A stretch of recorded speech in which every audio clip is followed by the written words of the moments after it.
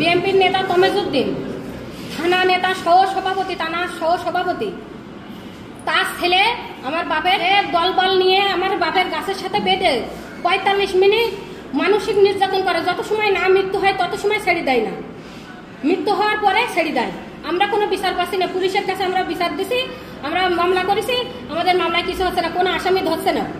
আমরা গোটা দেশবাসীর কাছে বিচার চাই, সবার কাছে বিচার চাই। আমরা আমার বাপের হত্যার বিচার চাই। আসামিরা আমাদের হুমকি ধামকি দিচ্ছে, বিভিন্ন কায়দায় আমাদের বাড়ি দাঁড়াতে দিচ্ছে না। আমরা বাড়ি ছাড়া, আমাদের বাড়ি দাঁড়াতে দিচ্ছে না। তারা হাইকোর্ট করে এসে, ঢাকা হাইকোর্ট করে এসে আমাদের বিভিন্ন কায়দায় আমাদের বাড়ি ছাড়া করে দিচ্ছে, আমাদের বাড়িতে হুমকি হামকি দিচ্ছে। থানা ওসি সাহেব কোনো কথা শুনছে না, কোনো একটা আসামি ধরছে না, কিছুই করছে না। আমরা কোনো বিচার পাচ্ছি না। আমরা সুস্থ বিচার চাই। বাবার হত্যা করেছে কারণটা কি? জমি নিয়ে জহুরুল ইসলাম আছে ঘর জামাই আমাদের গ্রাম, আমাদের জমি করে খাবে। আমার বাবার বিভিন্ন কায়দায় মানে বইলে তার উত্তপ্ত করে দিয়ে এই ঘটনা ঘটায়। কতটুকু জমি? 4.5 শতক, 3 কাঠা। আমার বাপ একজন প্রতিবন্ধী,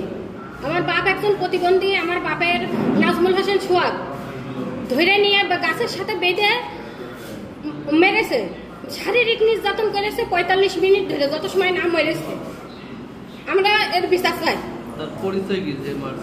নাজমুল হোসেন সোহাগ তমেজউদ্দিনের ছেলে, থানা সহ সভাপতি, এলাকার বিএনপির নেতা।